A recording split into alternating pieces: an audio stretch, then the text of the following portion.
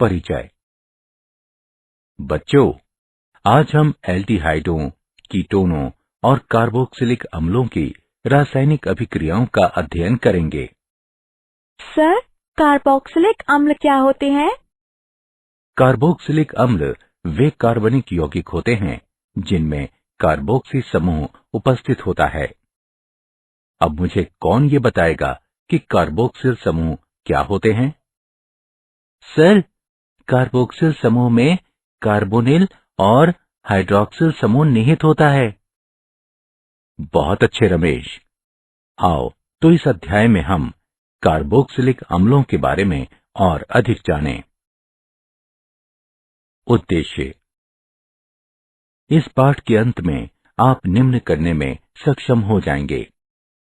एल्डिहाइडों और कीटोनों की रासायनिक अभिक्रिया का वर्णन करना, एल्डिहाइडों और कीटोनों के उपयोग को समझाना, कार्बोक्सिल समूह के नामकरण और संरचना को समझाना, कार्बोक्सिल समूहों के विरचन की विधि बताना, कार्बोक्सिलिक अम्लों के भौतिक गुणों का एक संक्षिप्त विवरण देना, कार्बोक्सिलिक अम्लों के रासायनिक गुणों का वर्णन करना और कार्बोक्सिलिक अम्लों के उपयोगों का उल्लेख करना। रासायनिक अभिक्रियाएं। नाभिक-रागी योगज अभिक्रियाएं। नाभिक-रागी योगज अभिक्रियाओं की क्रियाविधि। वे योगज अभिक्रियाएं जो नाभिक-रागियों के द्वारा प्रारंभ की जाती हैं, नाभिक-रागी योगज अभिक्रियाएं कहलाती हैं। इस अभिक्रिया में एक नाभिक-रागी इलेक्ट्रॉन रागी sp2 संकरित कार्बन पर आक्रमण करता है। कार्बन की संकरण अवस्था sp2 से sp3 हो जाती है और एक चतुष्फलकीय अल्का ऑक्साइड मध्यवर्ती बनता है। ये मध्यवर्ती प्रोटॉन से अभिक्रिया करके योगज उत्पाद बनाता है। अभिक्रियाशीलता। इलेक्ट्रॉनिक और त्रिविम प्रभावों के कारण नाभिक-रागी आक्रमण अभिक्रियाओं में एल्डिहाइड कीटोनों की अपेक्षा अधिक क्रियाशील होते हैं। त्रिविम रूप से कीटोन में दो एल्किल या एरिल समूह कार्बोनिल कार्बन परमाणु से संलग्न होते हैं, जबकि एल्डिहाइड के कार्बोनिल कार्बन पर हाइड्रोजन परमाणु और एक एल्किल या एरिल समूह उपस्थित होता है। अतः कीटोन के साथ योगज अभिक्रिया उत्पाद बनाने की संक्रमण अवस्था में तुलनात्मक रूप से अधिक बाधित होती है। अतः अभिक्रिया की गति धीमी हो जाती है। इलेक्ट्रॉनिक रूप से किसी एल्डिहाइड का कार्बोनिल कार्बन परमाणु केवल एक इलेक्ट्रॉन प्रदान करने वाले एल्किल समूह को धारण करता है, जबकि कीटोन इस तरह के दो समूहों को धारण करता है। अतः एल्डिहाइड का कार्बोनिल कार्बन परमाणु तुलनात्मक रूप से अधिक निर्बल इलेक्ट्रॉन ग्राही होता है और एक नाभिक रागी को आकर्षित करने की प्रबल प्रवृत्ति को प्रदर्शित करता है। नाभिक रागी योगज और नाभिक योगज विलोपन अभिक्रियाओं के कुछ महत्वपूर्ण उदाहरण। हाइड्रोजन साइनाइड का संयोजन। शुद्ध HCN के साथ ये अभिक्रिया बहुत धीमी गति से होती है, अतः ये क्षार के द्वारा उत्प्रेरित की जाती है। जनित साइनाइड आयन प्रबल नाभिक स्नेही होता है और ये एल्डिहाइडों और कीटोनों के कार्बोनिल समूह से संयोजित होकर साइनोहाइड्रिन यौगिक का निर्माण करता है। सोडियम हाइड्रोजन सल्फाइड का संयोजन। एल्डिहाइडों और कीटोनों की सोडियम हाइड्रोजन सल्फाइड के सांद्र विलयन के साथ अभिक्रिया कराने पर ये बाइसल्फाइड के योगज उत्पाद बनाते हैं। एल्कोहलों का संयोजन। एल्डिहाइड शुष्क हाइड्रोजन क्लोराइड की उपस्थिति में एल्कोहलों के साथ अभिक्रिया करता है। पहले हेमी एसिटेल बनते हैं जो एल्कोहल के दूसरे मोल से अभिक्रिया करके स्थायी एसिटेल बनाते हैं। कीटोन एल्कोहल से सीधी अभिक्रिया नहीं करते, पर एकांतर विधि के द्वारा कीटेल का विरचन किया जा सकता है। कीटोन एथिलीन ग्लाइकॉल से हाइड्रोक्लोरिक गैस की उपस्थिति में अभिक्रिया करके जल और एथिलीन ग्लाइकॉल कीटल का निर्माण करते हैं। अमोनिया व इसके व्युत्पन्नों का संयोजन। अमोनिया व इसके व्युत्पन्न अम्लीय माध्यम में कार्बोनिल यौगिकों के साथ अभिक्रिया करके मध्यवर्ती उत्पाद बनाते हैं, जो जल के अणु उन्मूलन द्रुत निर्जलीकरण द्वारा इमीन व्युत्पन्नों के रूप में अंतिम उत्पाद बनाते हैं। Z बराबर alkyl aryl OH NH2 C6 H5 NH NH CO NH2 हो सकता है।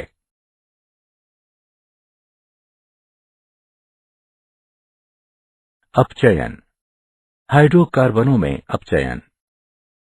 एल्डिहाइडों और कीटोनों को अम्लगमित जिंक और सांद्र हाइड्रोक्लोरिक अम्ल की अभिक्रिया द्वारा हाइड्रोकार्बनों में अपचयित किया जा सकता है। ये क्लीमेंसन अपचयन कहलाता है। Wolff Kishner अपचयन। एल्डिहाइडों और कीटोनों को हाइड्रेजीन की अभिक्रिया के द्वारा और पोटेशियम हाइड्रोक्साइड के साथ उच्च तापमान पर गर्म करके हाइड्रोकार्बनों में अपचयित किया जाता है। ऑक्सीकरण। एल्डिहाइडों को सरलता से उन कार्बोक्सिलिक अम्लों में ऑक्सीकृत किया जा सकता है जिनमें कार्बन परमाणु की संख्या मूल एल्डिहाइड के बराबर होती है। एल्डिहाइड आसानी से ऑक्सीकृत हो जाते हैं क्योंकि इनके कार्बोनिल समूह में हाइड्रोजन परमाणु की उपस्थिति के कारण ये बिना किसी आबंध विदलन के OH समूह में परिवर्तित हो जाते हैं। अतः एल्डिहाइड केवल प्रबल ऑक्सीकारक कर्मक जैसे पोटेशियम परमैंगनेट और पोटेशियम डाइक्रोमेट के द्वारा ही ऑक्सीकृत नहीं होते, अपितु ये मूलभूत स्थितियों में मृदु ऑक्सीकारक कर्मक जैसे Ag2+ और Cu2+ आयनों के द्वारा भी ऑक्सीकृत किए जा सकते हैं। कीटोन का ऑक्सीकरण प्रबल परिस्थितियों में होता है। प्रबल ऑक्सीकारक कर्मक जैसे अम्लीकृत पोटेशियम डाइक्रोमेट विलयन या एल्केलाइन पोटेशियम परमैंगनेट और उच्च ताप पर की आवश्यकता होती है। कीटोन के ऑक्सीकरण के परिणाम स्वरूप जो कार्बोक्सिलिक अम्ल बनाता है उसमें कार्बन परमाणु की संख्या मूल कार्बोनिल यौगिक के कार्बन परमाणुओं की संख्या से कम होती है। रासायनिक अभिक्रियाएं। टोलेन परीक्षण। एक aldehyde propanol ammoniacal silver nitrate विलयन जो कि सिल्वर दर्पण के लिए एक टोलेन अभिकर्मक है उसको अपचयित कर देता है, लेकिन प्रोपेनोन जो कि एक कीटोन है उसे नहीं कर पाता। फेलिंग परीक्षण। फेलिंग अभिकर्मक में फीलिंग विलयन A और फेलिंग विलय B का मिश्रण होता है। फेलिंग विलयन A जलीय कॉपर सल्फेट और फेलिंग विलयन B रोशेल लवण का एल्केलाइन विलयन होता है जो कि सोडियम पोटेशियम टार्ट्रेट है। इन दोनों विलयनों को मिश्रित किया जाता है और थोड़ा सा एल्डिहाइड विलयन इस फेलिंग अभिकर्मक में डालकर गर्म करने पर लाल भूरे रंग का अवक्षेप प्राप्त होता है। मेथिल कीटोन का हेलोफॉर्म अभिक्रिया द्वारा ऑक्सीकरण। मेथिल कीटोन सोडियम हाइपोहैलाइड जो कि सोडियम हाइड्रोक्साइड और हैलोजन है, इसके विलयन में ऑक्सीकृत हो जाते हैं। इस अभिक्रिया से हेलोफॉर्म और संगत कार्बोक्सिलिक अम्ल के सोडियम लवण का उत्पादन होता है। ये अभिक्रिया हेलोफॉर्म अभिक्रिया के नाम से जानी जाती है। अल्फा हाइड्रोजन के कारण अभिक्रियाएं। एल्डिहाइडों और कीटोनों के अल्फा हाइड्रोजनों की अम्लता। एल्डिहाइडों और कीटोनों के अल्फा हाइड्रोजन परमाणु अम्लीय होते हैं। ये अम्लता कार्बोनिल समूह के इलेक्ट्रॉन अपनयन कर लेने के प्रबल प्रभाव और संयुग्मी क्षार के अनुनाद द्वारा स्थायित्व प्राप्त कर लेने के कारण होती है। एल्डिहाइडों और कीटोनों के अल्फा हाइड्रोजन परमाणु की ये अम्लता कार्बोनिल समूह के इलेक्ट्रॉन अपनयन कर लेने के प्रबल प्रभाव और परिणामी एनाइन के अनुनाद द्वारा स्थायित्व प्राप्त कर लेने के कारण होती है। एल्डोल संघनन। जिन एल्डिहाइड और कीटोन में कम से कम एक अल्फा हाइड्रोजन विद्यमान रहता है, वे तनु क्षार जैसे तनु सोडियम हाइड्रोक्साइड, सोडियम कार्बोनेट आदि की उत्प्रेरक की तरह उपस्थिति में एक अभिक्रिया के द्वारा हाइड्रोक्सी एल्डिहाइड या कीटोन एल्डिहाइड प्रदान करते हैं। इन्हें एल्डोल कहा जाता है। इस अभिक्रिया को एल्डोल अभिक्रिया कहते हैं। तनु सोडियम हाइड्रोक्साइड की उपस्थिति में एथेनॉल संघनित होकर तरल द्रव का निर्माण करती है, जिसे एल्डोल कहते हैं। गर्म करने पर एल्डोल जल को निष्कासित कर असंतृप्त यौगिक बनाता है। बेरियम हाइड्रोक्साइड की उपस्थिति में प्रोपेनोन कीटोल देता है। गर्म करने पर कीटोल जल को निष्कासित कर असंतृप्त यौगिक बनाता है। क्रॉस एल्डोल संघनन। जब दो भिन्न भिन्न एल्डिहाइडों या कीटोनों के बीच एल्डोल संघनन होता है तो उसे क्रॉस एल्डोल संघनन कहते हैं। जब एक एथेनॉल और प्रोपेनॉल के मिश्रण को सोडियम हाइड्रोक्साइड विलयन के साथ गर्म किया जाता है तो ये 4 भिन्न उत्पाद बनाता है। अन्य अभिक्रियाएं। कैनिजारो अभिक्रिया। ऐसे एल्डिहाइड जिनमें कोई अल्फा हाइड्रोजन परमाणु नहीं होता, सांद्र क्षार की उपस्थिति में गर्म करने पर स्व ऑक्सीकरण व अपचयन के द्वारा अल्कोहल और कार्बोक्सिलिक अम्ल के लवण का मिश्रण बनाते हैं। ये अभिक्रिया कैनिजारो अभिक्रिया कहलाती है। फॉर्मेल्डिहाइड सांद्र पोटेशियम हाइड्रोक्साइड से अभिक्रिया करके मेथनॉल और पोटेशियम फॉर्मेट उत्पन्न करता है। बेंजल्डिहाइड सांद्र सोडियम हाइड्रोक्साइड से अभिक्रिया करके बेंजिल अल्कोहल और सोडियम बेंजोएट बनाता है। इलेक्ट्रॉन रागी प्रतिस्थापन अभिक्रियाएं।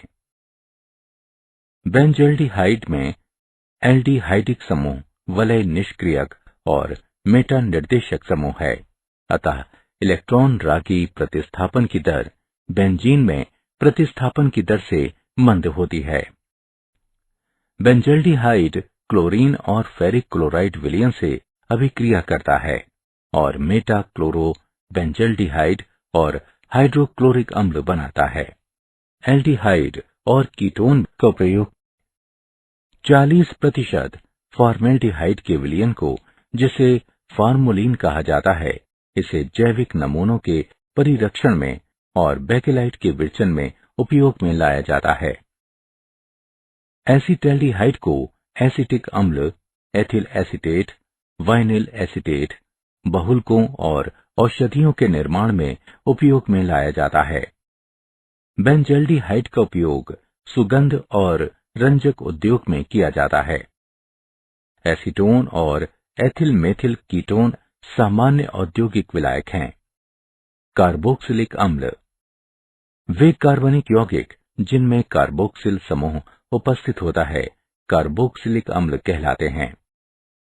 कार्बोक्सिल समूह कार्बोनिल और हाइड्रोक्सिल समूह से मिलकर बना होता है, अतः इसका नाम कार्बोक्सिल दिया गया है। कार्बोक्सिल समूह के एलिफेटिक एल्किल श्रृंखला या एरियल समूहों में जुड़ने के आधार पर कार्बोक्सिलिक अम्ल एलिफेटिक या एरोमेटिक हो सकते हैं। कार्बोक्सिल समूह की नाम पद्धति एवं संरचना। नाम पद्धति। सामान्य नाम के अंत में अनुलग्न इक अम्ल लगाते हैं। सामान्य नाम प्राकृतिक स्रोतों के लैटिन या ग्रीक नामों से व्युत्पन्न होते हैं। उदाहरण, फार्मिक अम्ल का ये नाम फार्मिका यानी चींटियों का लैटिन नाम से लिया गया है, क्योंकि फार्मिक अम्ल को सर्वप्रथम लाल चींटियों के आसवन से प्राप्त किया गया था। एसिडिक अम्ल का ये नाम एसिटम, जिसका अर्थ सिरका होता है, उससे लिया गया है, और ब्यूटेरिक अम्ल का नाम ब्यूटिरम यानी मक्खन का लैटिन नाम से व्युत्पन्न है। IUPAC पद्धति में एलिफेटिक कार्बोक्सिलिक अम्लों का नामकरण करने के लिए संगत एल्केन के अंग्रेजी नाम के अंत में स्थित ई के स्थान पर ओइक अनुलग्न लगाया जाता है और इसके बाद अम्ल लगाते हैं। प्रतिस्थापित और शाखित श्रृंखला वाले अम्लों का नामकरण लंबी श्रृंखला वाले अम्लों के व्युत्पन्नों के रूप में दिया जाता है। प्रतिस्थापियों की स्थिति अरेबिक संख्या के द्वारा कार्बोक्सिल समूह के कार्बन को एक अंक देकर दर्शाई जाती है। वे अम्ल जिनमें एक से अधिक कार्बोक्सिल समूह होते हैं, उनका नाम लिखने के लिए संगत एल्केन के अंग्रेजी नाम के अंत में ई वैसा ही रहता है। कार्बोक्सिल समूह की संख्या गुणात्मक पूर्व लग्न डाई, ट्राई इत्यादि को ओइक शब्द के पहले लिखकर इंगित किया जाता है।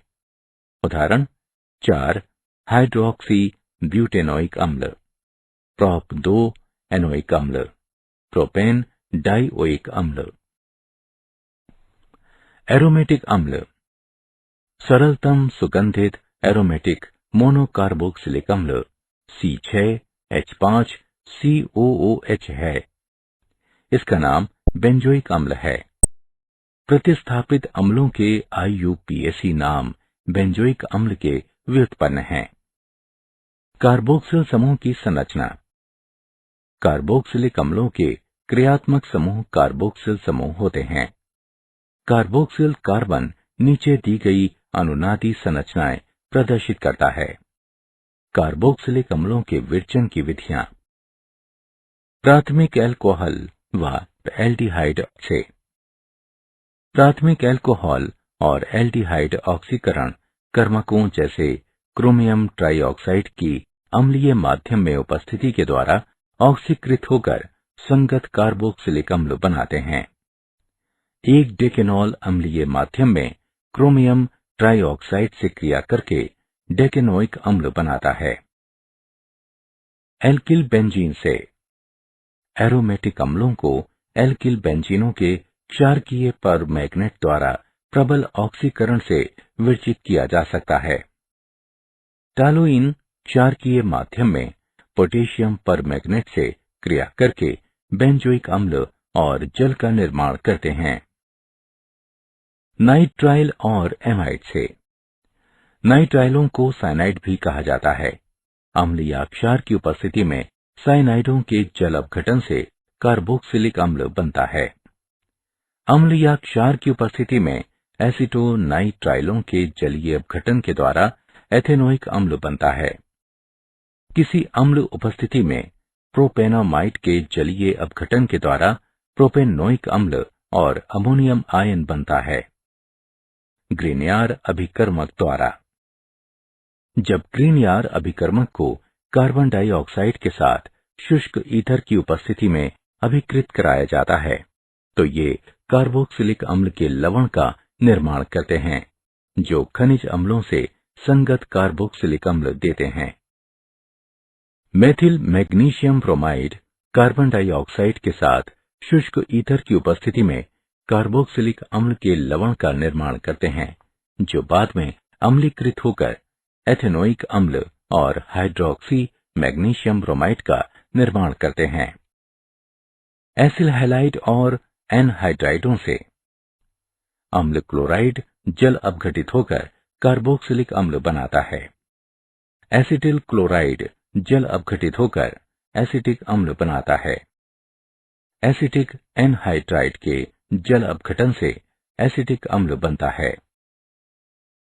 एस्टर से एस्टरों के अम्लीय जल अपघटन से मेथिल बेंजोएट बेंजोइक अम्ल और मेथनॉल बनाता है। भौतिक गुण। प्रथम 9 एलिफेटिक कार्बोक्सिलिक अम्ल अरुचिकर गंध वाले रंगहीन द्रव होते हैं, जबकि श्रेणी के उच्च सदस्य रंगहीन, गंधहीन व मोम जैसे ठोस होते हैं। बेंजोइक अम्ल क्रिस्टलीकृत ठोस होते हैं। कार्बोक्सिलिक अम्लों का क्वथनांक अंतरा आणविक हाइड्रोजन आबंध की उपस्थिति के कारण कुछ उच्च होता है, जिसके परिणाम स्वरूप द्वितक संरचनाओं का निर्माण होता है।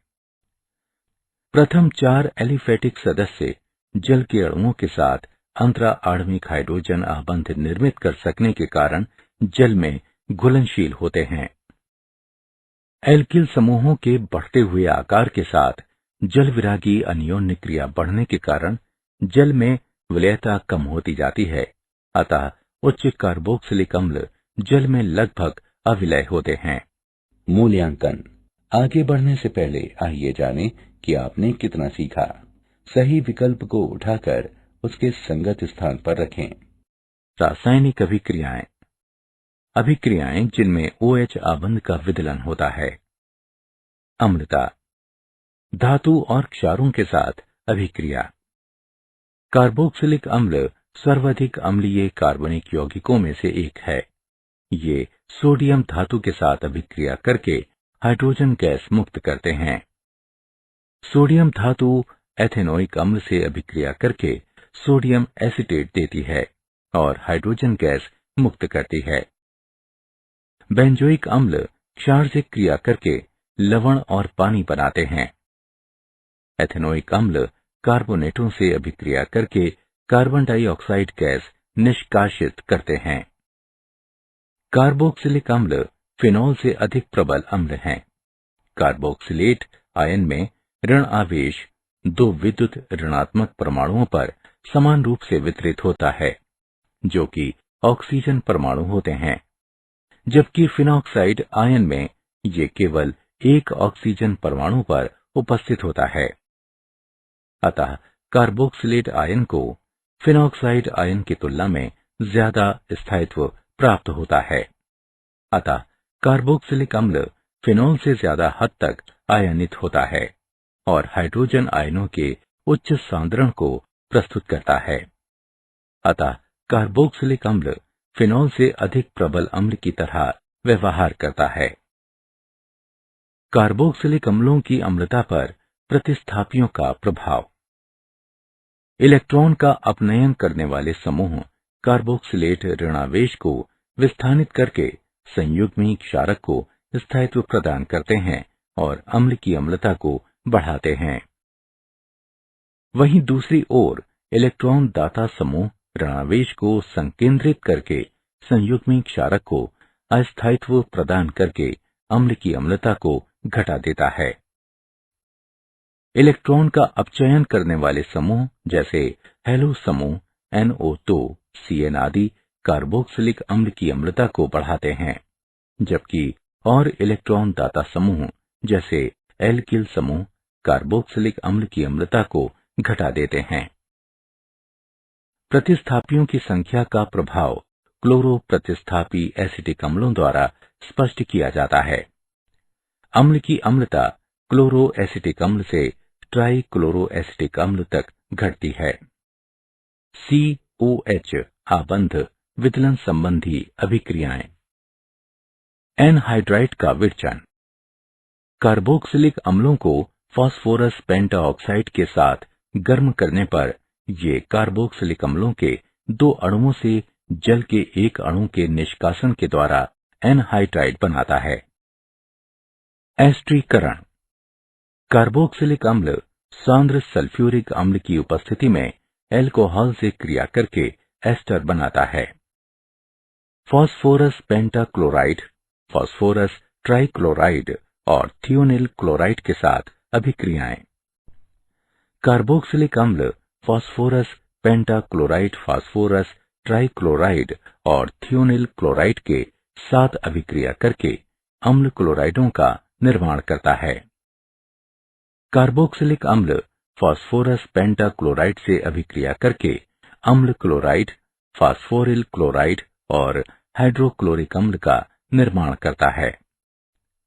कार्बोक्सिलिक अम्ल फास्फोरस ट्राइक्लोराइड से अभिक्रिया करके अम्ल क्लोराइड और फास्फोरस अम्ल बनाता है। कार्बोक्सिलिक अम्ल थियोनिल क्लोराइड से अभिक्रिया करके अम्ल क्लोराइड, सल्फर डाइऑक्साइड और हाइड्रोक्लोरिक अम्ल बनाता है। अमोनिया के साथ अभिक्रिया। कार्बोक्सिलिक अम्ल अमोनिया से अभिक्रिया करके अमोनियम लवण बनाते हैं। इन्हें 100 डिग्री सेल्सियस से अधिक ताप पर गर्म करने पर ये अम्ल एमाइड बनाते हैं। कार्बोक्सिलिक समूह संबंधी अभिक्रियाएं। अपचयन। कार्बोक्सिलिक अम्ल लिथियम एल्यूमिनियम हाइड्राइड के द्वारा आसानी से प्राथमिक अल्कोहलों में अपचयित हो जाते हैं। विकार्बोक्सिलिन। जब कार्बोक्सिलिक अम्लों के सोडियम लवण को सोडा लाइम के साथ गर्म किया जाता है, तब एल्केनों का निर्माण होता है। जब सोडियम एसीटेट को सोडियम हाइड्रोक्साइड और कैल्शियम ऑक्साइड के साथ गर्म किया जाता है, तब ये मेथेन और सोडियम कार्बोनेट का निर्माण करता है। हाइड्रोकार्बन भाग में प्रतिस्थापन अभिक्रियाएं। हैलोजनन। ये अभिक्रिया एलिफेटिक कार्बोक्सिलिक अम्ल और क्लोरीन या ब्रोमीन के बीच लाल फास्फोरस की उपस्थिति में होती है। इस अभिक्रिया में कार्बोक्सिलिक अम्ल के अल्फा कार्बन परमाणु पर क्लोरो या ब्रोमो समूह का प्रतिस्थापन होता है। ये अभिक्रिया हेल्फोलॉर्ड जेलिस की अभिक्रिया कहलाती है। वलय प्रतिस्थापन। एरोमेटिक कार्बोक्सिलिक अम्ल इलेक्ट्रॉन रागी अभिक्रियाएं प्रदर्शित करते हैं। कार्बोक्सिलिक समूह एक निष्क्रियक एवं मेटा निर्देशी समूह की भांति व्यवहार करते हैं। सांद्र नाइट्रिक और सल्फ्यूरिक अम्ल को बेंजोइक अम्ल में मिलाने पर ये मेटा नाइट्रोबेंजोइक अम्ल में परिवर्तित हो जाते हैं। ब्रोमीन और फेरिक ब्रोमाइड को बेंजोइक अम्ल में मिलाने पर ये मेटा ब्रोमो बेंजोइक अम्ल में परिवर्तित हो जाता है। कार्बोक्सिलिक अम्लों के उपयोग। एसिटिक अम्ल का प्रयोग वृहत रूप से खाद्य परिरक्षक और मसालों के रूप में होता है। एसिटिक अम्ल अन्य रसायनों के साथ अभिक्रिया करके औद्योगिक महत्व के बहुत से यौगिक बनाते हैं। इनमें सेल्यूलोज एसीटेट शामिल है, जिसका उपयोग एसीटोन रेयॉन बनाने में, अज्वलनशील चलचित्र फिल्म, रोगन और प्लास्टिक बनाने में किया जाता है। बेंजोइक अम्ल खाद्य परिरक्षक के रूप में नियमित रूप से प्रयोग किया जाता है। साथ ही जीवाणु संक्रमण के इलाज में व अन्य रसायनों के साथ मिलाकर विकर्षक और इत्र जैसे उत्पादों को बनाने के लिए इसका उपयोग किया जाता है।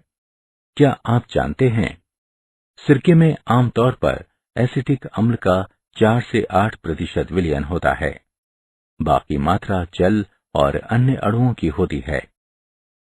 सिरके में उपस्थित एसिटिक अम्ल को एथेनॉल के किण्वन से बनाया जाता है। फलों और सब्जियों को धोने का सबसे प्रभावी तरीका है उन्हें तनु यानी जल मिश्रित सिरके के साथ धोना। सारांश। आइए हमने जो कुछ सीखा है उसे संक्षेप में दोहराएं। वे योगज अभिक्रियाएं जो नाभिक रागियों के द्वारा प्रारंभ की जाती हैं, नाभिक स्नेही योगज अभिक्रियाएं कहलाती हैं।